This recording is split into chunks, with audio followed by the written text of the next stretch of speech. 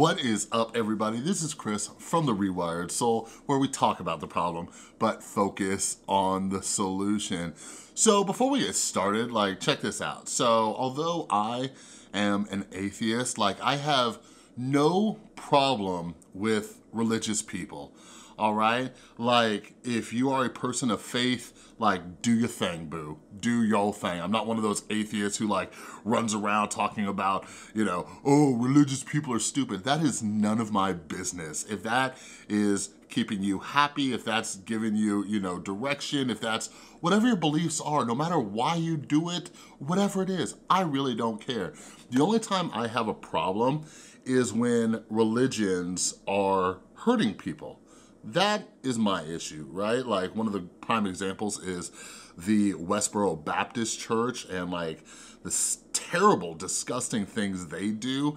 But today, obviously you saw with the title, we're going to be talking about Scientology, all right? And I don't know how many of you have watched Leah Remini's documentary or interviews with her, but she is an actress and former member of the Church of Scientology. And she talks about how harmful this religion is and how they try to destroy the lives of people. But I don't know other churches that demand to destroy people's lives if they leave and speak out publicly against it. I don't know real churches who demand families to break apart if one feels that they should leave the church, and their policies actually mandate to destroy people's lives. It actually has doctrine that says find out what's important to them and go after it. But yeah, I didn't realize that Scientologists were out here actually trying to recruit people. I grew up here in Las Vegas with a bunch of Mormons, so I have a bunch of friends who went on missions and the whole bike door-to-door thing and everything like that. But my beautiful girlfriend Tristan, she goes to the college here in Las Vegas, and she was telling me about how Scientologists actually set up a booth in one of these areas at her school. I think they have a free speech area or something. They set up this booth and they use their little Dianetics machine, and that's their form of treating mental illness and psychology, and I'm not entirely sure, but I'm gonna discuss a little bit about their machine a little bit later on, right? So I started going into this rabbit hole and doing some research, just trying to figure out how they help people with their mental health issues based on this machine. But then I realized they have an entire documentary. They even have a museum out in LA about how psychiatry is this industry of death. And I sat down and watched this documentary with Tristan, and it is absolutely ridiculous, all right? So the way the documentary is set up, it's basically I don't know, 10 or 20 videos that are 5 minutes each, put back to back to back if you watch the full thing. I think you can find all the segments separately. So anyways, I'm gonna be discussing just the first half in this video. If you guys like it and want me to cover the second half, just let me know in the comments or just give the video a thumbs up or whatever, all right? But let's break down this documentary.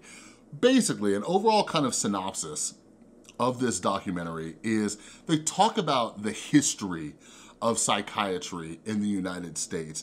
And I don't think it's a secret that the history of psychiatry, not even in the United States, but around the world, is pretty messed up. Going back 100 years, right? They did so many awful things. They had these things that were basically torture devices, right? For the mentally ill. And back then, for a long time, they weren't even trying to treat people. They were just locking people up and just trying to get them out of society's way, you know what I mean? But this documentary, it goes through different terrible times in the history of psychiatry. They talk about, eugenics. They talk about lobotomies and those weird torture type devices and everything like that in this. So here's the first issue, all right? When we're talking about the history of psychiatry from what, 100 years ago, that's not really a way to say that the current state of this field is bad or it's wrong. Just in recent decades, we've had so many advances in science. For example, A great example is cognitive behavioral therapy, all right? Like, I don't know how many of you have tried cognitive behavioral therapy, but this is an evidence-based form of therapy, all right? So they've actually hooked people up to brain scans and they see how the brain actually changes and rewires itself through CBT therapy practices, right? So we do have scientific evidence for what's happening today. So to say, oh, don't go see a therapist or psychologist because here's what they were doing 100 years ago, all right? Like, the reality is that any industry that you look into was awful, right? Like, think about it. Like, we have a history of slavery. Like, if you look at the Industrial Revolution, like, how long did it take until we had labor laws, right? And not working people to death or not having any kind of standards in these factories. What about child labor laws? You know what I mean? What about schools and that type of segregation, everything like that? Like, are we going to say that you shouldn't go to school or go to work because the history was awful? Like, if that's the case, then honestly, none of us should even see a doctor, all right? So the next thing that really fascinates me about this Scientology documentary is, like, they're talking about what psychiatry was doing like pretty much 100 years ago, but look at what Scientology is doing today, all right? So this little device right here is called an electropsychometer, AKA an e-meter, which is supposed to help see your thoughts, all right?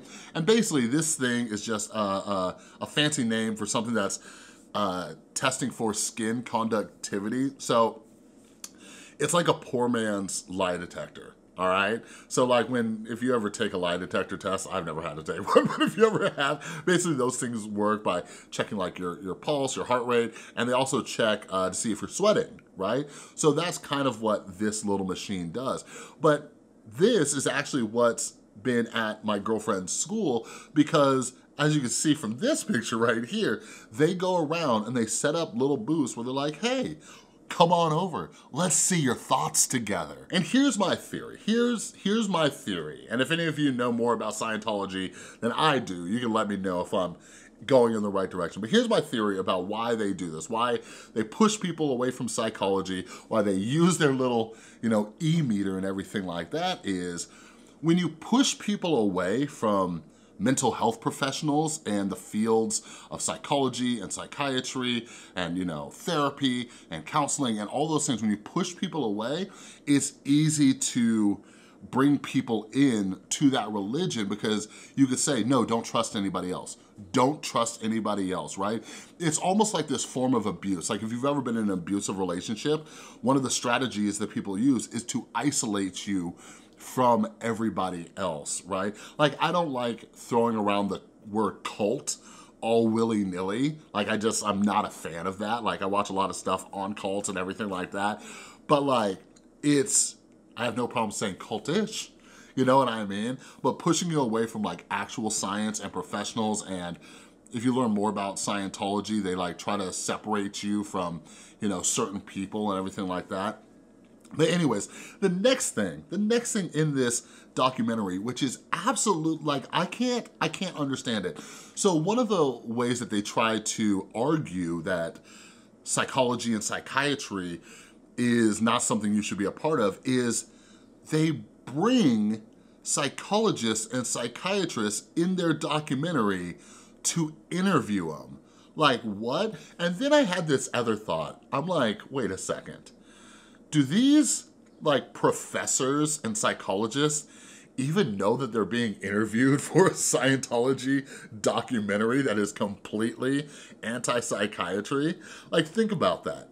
Like were they able to just walk up to a psychiatrist or like a professor and say, hey, we're doing a video about how awful your field is. Can you come over here and let us interview you? Like that doesn't add up. So I'm wondering if they even knew what they were going to be a part of. So intertwined in these interviews that they do, they also bring in these authors, right? And as some of you know, like I read a ton, I read a ton. And the primary type of book I read, like I read a lot of nonfiction, but I absolutely love the field of psychology. That's one of the reasons I'm doing this video, right? Because there's so much science that backs it up. But anyways, I read a lot of books on psychology and all the different studies they do and the advances that we're making that can help people even more with depression, anxiety, and trauma, and all sorts of other disorders, right? And before I pick up a book, I wanna know that the author is credible, right? Like, I wanna see, like, you know, what do their peers say and everything like that. And a lot of the books I get recommended are by other psychologists who are recommending them, right? By other people who have made great advances. So for example, I don't know how many of you know about like Daniel Kahneman. He is a Nobel Prize winner. He's done a lot of work in like the behavioral sciences and everything like that. But anyways, he has done work with a guy whose book I'm reading right now. I believe his name is Peter Tetlock. But anyways, you can see how like credible people recommend other credible people and everything like that. So anyways, in the Scientology documentary, they're showing these different authors with the title doctor in front of their name. So if I can't find anybody to vouch for those people, I just go and I look up like the reviews, right? I look up their reviews because then you can kind of see like, you know, what the book's all about. I try not to put too much weight on like good or bad reviews because it's so subjective. Like I've seen terrible reviews for books that I absolutely love. But when it comes to guys that they interviewed on here like Ty Colbert and Lee Coleman, when you look up their books, like even on Goodreads, which is like the haven for book reviews, they have 0. Right? So for me, the Scientology documentary, in one of the many, many ways that it's misleading, is showing these doctors who also have books that nobody has read, right? Like, there are doctors who get a PhD and they're completely just like away from the field and the industry, and their peers are like, I don't hang out with that dude. He talks a little cray cray. You know what I mean? But anyways, finally, throughout this documentary, they have this like narrator with this like ominous voice, and he's just throwing out these like stats and statistics talking about like, everybody died. There's so many people dying. And then it talks about like all of the billions that, you know, the industry makes, from like the pharmaceutical companies to, you know, healthcare and everything like that. And hey, I believe that they are making, you know, this is a huge industry. It's a huge industry, and part of it is because a lot of people struggle with their mental health. But throughout the documentary, like, they're just throwing these numbers and stats at you everywhere, and there is not one source, not a single source, all right? So they're just throwing numbers out there that you can't even verify. You know what I mean? It's like, where did you get these numbers from? Okay? But anyways, what's the solution? Like, I think it's important to talk about things like this because, for example, like, I'm a prime example. I didn't know they were out here trying to recruit people. I didn't know that they were so anti-psychology until recently. You know what I mean? And that's harmful, you know? I've been reading a lot of books about, you know, the way our brain works with like cognitive dissonance and biases and everything like that. And I could picture somebody who had a bad experience on a medication, a bad experience in a treatment facility, a bad experience, you know, with a therapist or psychologist, and then stumbling across a documentary like this and it confirming what they thought, like, oh, okay, this whole field is full of quacks. No, that's not how it is, right? Sometimes you'll try a medication that just doesn't really work well for you. Try a new medication, right? Sometimes you might go to a treatment facility that just sucked. But I worked in a treatment facility for a few years, and a lot of times what I saw was, it was based on their subjective experience. You'd have two people, one of them absolutely loved it, said it saved their life, the other person absolutely hated it, right? And when it comes to like therapists and stuff like that, like sometimes you just get a bad therapist, you know what I mean? So I hope nobody watches these documentaries from Scientology and completely writes off this entire industry, because like I said at the beginning, there is science that backs this thing up. So if you are struggling with your mental health, like, go get help. And if you can't afford it, like I couldn't for many, many, many years, there are so many resources out there for people who don't have insurance, who don't have money. There are a lot of government-funded programs here in the United States, pretty much in every single state. I believe you can call 211 or go to the SAMHSA website and yeah, get help. Or if you don't have access to that for some reason, like get some books. Like I said, some of the greatest minds in psychology, in therapy, and everything like that, they are putting all of their knowledge, all of their wisdom into these books. There are workbooks and everything like that. Like you can find CBT workbooks and start practicing yourself. The best option is to work with a mental health professional, but I know what it's like to not have access to one, but that doesn't mean we shouldn't work on it. You know what I mean? But anyways, that's all I got for this video. Again, let me know if you want me to do a part 2 discussing some of the stuff in the second half of this wacky documentary. But if you like this video, please give it a thumbs up. If you're new, make sure you subscribe and ring that notification bell. And a huge, huge thank you to everybody who supports the channel over on Patreon, as well as everybody who supports the channel by buying my books over at therewiredsoul.com or merch from the merch store. You are all amazing. Thanks again for watching. I'll see you next time.